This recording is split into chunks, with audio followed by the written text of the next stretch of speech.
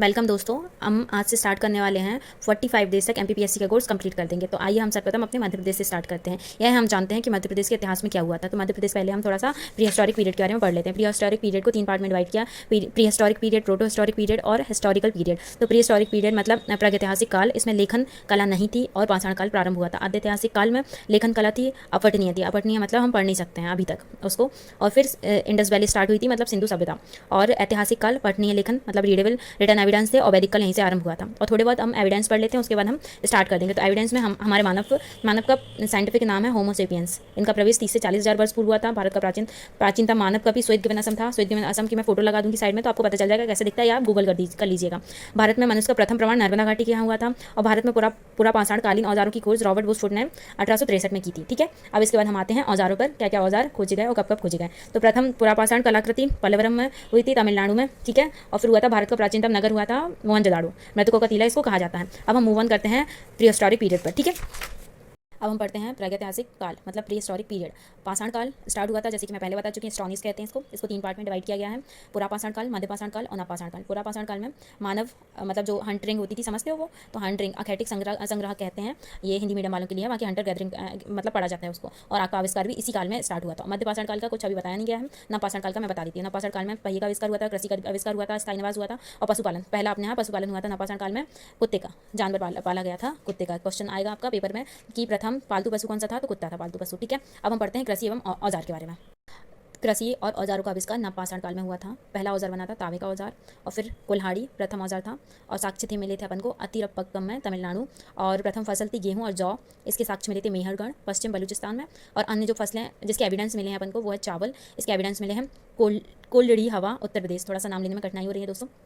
देखिए मानचित्र दिया है, सिंधु घाटी सभ्यता का विस्तार दिया है। ऊपर मांदा, जम्मू कश्मीर चिनाब नदी, अपने पूर्व में सुत कागडोर, बलूचिस्तान दसक नदी, और पश्चिम में आलमगीरपुर मेरठ उत्तर प्रदेश हिंडन नदी, और फिर अपने दक्षिण में दाइमाबाद अहमदानगर महाराष्ट्र गोदावरी नदी। ठीक है, सभ्यता मतलब कि अर्बन सभ्यता, मोहनजोदाड़ो, हड़प्पा, गढ़वारीवाला, धोलावीर, राखीगढ़ी, कालीबंगन। ठीक है, इसमें लिपि यूज़ की जाती थी, भाव चित्रात्मक दाएं से बाएं होती थी यूज़। अपठनीय आद्यैतिहासिक काल में। आद्यैतिहासिक काल का मैंने पहले बता चुकी हूँ कि लिखित तो है, एविडेंस तो है, लेकिन अभी तक कोई पढ़ नहीं पाया इसको। इसके प्रमुख स्थान दोस्तों मैं नीचे लिख दिए हूँ, तो आप एक बार पढ़ लीजिएगा।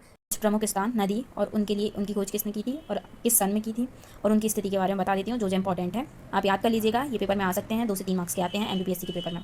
हड़प्पा की खोज की थी रावी नदी के किनारे दयाराम साहनी ने, माधवराव वत्स ने 1921 में। अभी वो पाकिस्तान का मोंटगोमरी जिला में स्थित है। मोहनजोदाड़ो की खोज की थी सिंध नदी के किनारे राखलदास बनर्जी ने की थी 1922 में। अभी वो पाकिस्तान के सिंध प्रांत का लड़काना जिला में स्थित है। चंदूहाड़ू की खोज की थी सिंधु नदी के किनारे गोपाल मंजुमदार ने खोज की थी 1931 में, सिंध प्रांत में स्थित है पाकिस्तान में। कालीबंगन की खोज की थी गग्गर नदी के किनारे बीबी लाल एवं बीके थापर ने 1953 में, राजस्थान का हनुमानगढ़ जिला में स्थित है अभी।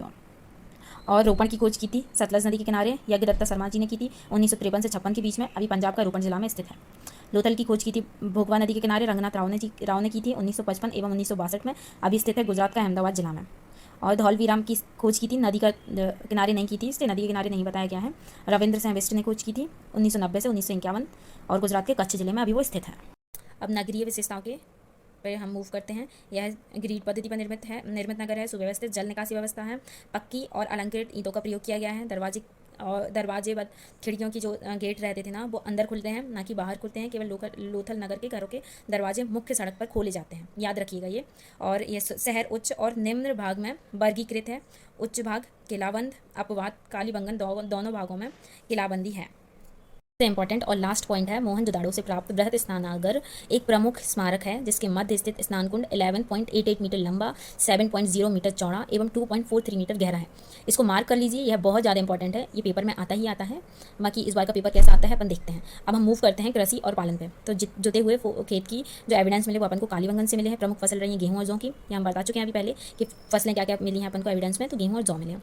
लोथल और रंगपुर से चावल के साक्ष्य मिले हैं। याद आया उत्तर प्रदेश का बताया था मैंने, तो लोथल और रंगपुर से चावल के साक्ष्य हमको प्राप्त हुए हैं। अन्नागार मतलब अधिशेष उत्पादन, विकसित कृषि, और मोहनजोदाड़ो का अन्नागार चैंदव सभ्यता की सबसे बड़ी इमारत रही है।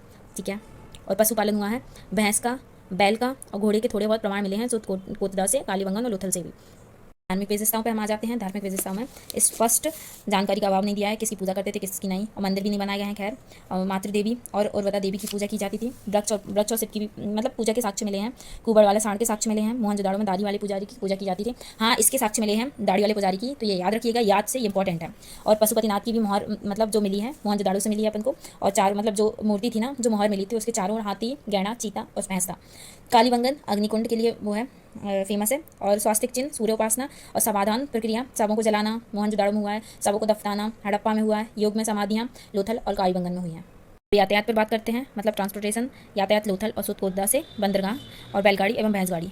और समाज, पर्दा प्रथा और वैश्यावृत्ति थी। मोहनजोदाड़ो से नर्तकी की कस्य मूर्ति प्राप्त हुई थी। मैं यहाँ फोटो लगा दूंगी कैसी नर्तकी की कस्य मूर्ति प्राप्त हुई थी, ठीक है। अब आते हैं जीवन शैली पर। जीवन शैली इनकी किस प्रकार चलाते थे वो अपनी लाइफस्टाइल को। तो फर्स्ट आता है लोथल और चंदुवड़ो। मनके का कारखाना था। सूती और ऊन वस्त्र थे। पासा, शिकार जैसे मनोरंजन कार्य करते थे। डिजाइन वाले काले रंग के बर्तन बनाते थे। मिठास था, मिठास के लिए शहद का यूज़। तलवार के साक्ष्य नहीं थे। शांतिपूर्ण समाज था, मतलब तलवार के साक्ष्य नहीं थे, मतलब यही होगा ना, युद्ध वगैरह नहीं चलते थे, ठीक है। थोड़ा सा व्यापार के बारे में पढ़ लेते हैं। व्यापार, मोहर प्रयोग था, मतलब अभी बताया ना मैंने, पैसे का यूज़ मोहरों के रूप में करा जाता था। हड़प्पा की मोहर का एक श्रृंगी पशु था। मापन की इकाई थी 16 के अनुपात में। विदेशी व्यापार किया जाता था, जैसे तांबे का, चांदी का, सोने का, टीन का, लार्ज बद का और शीशे का, ठीक है। तांबे का खेतड़ी बलूचिस्तान, ओमान में किया जाता था। चांदी का अफगानिस्तान, ईरान में किया जाता था। और सोने का करा जाता था कर्नाटक, अफगानिस्तान, ईरान में। टीन का किया जाता था अफगानिस्तान, ईरान में। लार्ज बद का किया जाता मोसोपोटामिया में। और शीशा का किया जाता था ईरान में। अब आते हैं शासन पर। शासन कैसी थी? सैंधव समाज के विनाश का समता, मतलब शासन में क्या ही बताएं, गवर्नेंस जो थी, तो ये जो इसकी समाज की जो हुई थी ना एंड, वो किसी लड़ाई से नहीं हुई थी, बाढ़ आई थी, इसी के सबसे ज़्यादा प्रमाण मिले हैं। और यही बताते हैं बुक्स में भी कि बाढ़ आई थी। और थोड़ा बहुत इंपॉर्टेंट, हाँ, पिंगट के हड़प्पा एवं मोहनजोदड़ो को एक विस्तृत समाज साम्राज्य, थोड़ा सा बोलने में कठिनाई हो रही है मेरे को क्योंकि कंटिन्यू पढ़ रही हूँ ना मैं, इसलिए। साम्राज्य का जुड़वा राजस्थानी कहा है। आग में पक्की हुई मिट्टी को टेराकोटा कहा जाता है। सबसे बड़ी साइट राखीगढ़ी, हरियाणा और मोहनजोदाड़ो। अब इसके स्थान और साक्ष्य बता देती हूँ मैं। मोहनजोदाड़ो मृतकों का टीला कहा जाता है उसको। सबसे बड़ा स्नानागार मिला है, इस पर स्नानागार भी मिला है। इसके पॉइंट मैंने बता दिया, बहुत इंपॉर्टेंट है, याद कर लीजिएगा। पशुपतिनाथ की मोहर मिली थी, अभी जस्ट बताया। नदी की मूर्ति मिली थी कस्य, अब ये फोटो लगाई होगी मैंने, तो आप उससे समझ जाइए कैसी मिली थी। और सबों को जलाने के साक्ष्य मिले हैं। और दाढ़ी वाला पुजारी, ये बहुत इंपॉर्टेंट है, पहले ही बता दिया था, उसको याद रखना। और हड़प्पा से मिली थी एक श्रृंगी पशु वाली मोहर और मातृ देवी की प्रतिमा। और कालीबंगन से साक्ष्य मिले थे अग्निकुंड, चूड़ी कारखाना, युग्म समाधि, जुता हुआ खेत, अलंकृत ईंट। और गुजरात सुतकोदा से मिले थे घोड़े के अवशेष। और लोथल गुजरात से मिले थे बंदरगाह। सिंधु घाटी का मैनचेस्टर कहा जाता है। धान और घोड़े के साक्ष्य मिले थे। अग्निकुंड मिला था, युग्म समाधि मिली थी और मनके का कारखाना, ठीक है। और धौलावीरा गुजरात से बांध और जलाशय स्टेडियम। ये हमारा फर्स्ट चैप्टर तो खत्म हो गया है, मतलब जो स्टार्टिंग आपको बेसिक करना था ये खत्म हो चुका है। अब आप सोचिए हम कितने जल्दी जल्दी बढ़ सकते हैं अगर आप रोज़ उस वीडियो को देखेंगे, याद करेंगे, नोट्स बनाएंगे। तो आप हम आते हैं वंश पे, थोड़ा बहुत राज्यों के बारे में पढ़ लेते हैं। तो पहला आता है मगध राज्य का उत्कर्ष। सबसे प्राचीन वंश था अपना हार्यक वंश। फिर आता है शिशुनाग वंश, जिसको नागवंश भी कहते हैं। फिर नंदवंश आता है। फिर आता है मौर्य वंश। मौर्य वंश बहुत इंपॉर्टेंट है दोस्तों, याद कर लेना। हार्यक वंश का फाउंडर कौन रहा है बताइए? बिंबिसार रहा है, कमेंट बता दीजिएगा जिनको आंसर पता है। और राजधानी राजगृह रही है। शिशुनाग की फाउंडर शिशुनाग रहा है, राजधानी वैशाली रही है। नंद वंश का कौन रहा है वो स्थापक? आप खुद बताइएगा, बिना देखे बताइएगा। इसकी राजधानी पाटलिपुत्र रही है। मौर्य वंश का चंद्रगुप्त मौर्य फाउंडर, और इसकी भी राजधानी पाटलिपुत्र रही है। अब आते हैं हम हार्यक वंश के संस्थापक पे। आर्य वंश का संस्थापक बिंबिसार था, राजधानी राजगृह थी और बौद्ध धर्म का अनुयायी था। महात्मा बौद्ध की सेवा हेतु राजवैद्य जीवक को भेजा था। फिर इनका कार्य कुशल प्रशासनिक व्यवस्था, विदेशी नीति थी। अंग राज्य को हराकर मगध में मिलाया था। अवंती के राजा प्रद्योत की सहायता हेतु राजवैद्य जीवक को भेजा था। वैवाहिक संबंधों द्वारा सशक्तिकरण, कौशल नरेश प्रसन्नजीत की बहन महाकौशला और वैशाली के चेटक की पुत्र छेलना और मध्य देश की राजकुमारी क्षेमा।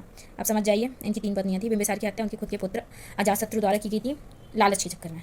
उनको लालच हो गया था राज्य का, तो फिर उन्होंने अपने पिता की मृत्यु कर दी। अब आते हैं हम अज्ञातशत्रु के उस पर आते हैं। सॉरी, मैंने पेज पलट दिया, मैं बुक का पढ़ रही थी तो मैंने पलट दिया। ये द्वितीय शासक थे। ये 493 BC का मतलब बिफोर क्राइस्ट। पिता बिंबिसार की हत्या करके मगध का शासन पर अधिकार कर लिया था। प्रारंभ में यह जैन को अनुयायी थे, फिर बौद्ध के बन गए। और मंत्री बरसकार की सहायता से वैशाली पर विजय ली, ठीक है। और फिर इनके पुत्र ने ही, मतलब इन्हें अपने पिता की हत्या की। अब इनके पुत्र ने 461 BC में पुत्र उदयन ने इनकी हत्या कर दी। और इस यहाँ पर प्रथम बौद्ध संगति हुई थी राजगृह महाकश्यप। और फिर इनके पुत्र ने उदयन ने 461 से अपने पिता की हत्या करने के बाद गद्दी संभाल ली, पाटलिग्राम की स्थापना की, जैन धर्म का अनुयायी था, अंतिम शासक था यार, ठीक है। अब आते हैं हम नागवंश पर। तो नागवंश आता है हमारा यहाँ शिशुनागवंश पर। इसकी खोज शिशुनाग ने ही की थी। इसको नाग दशक का अमात्य भी कहा जाता है।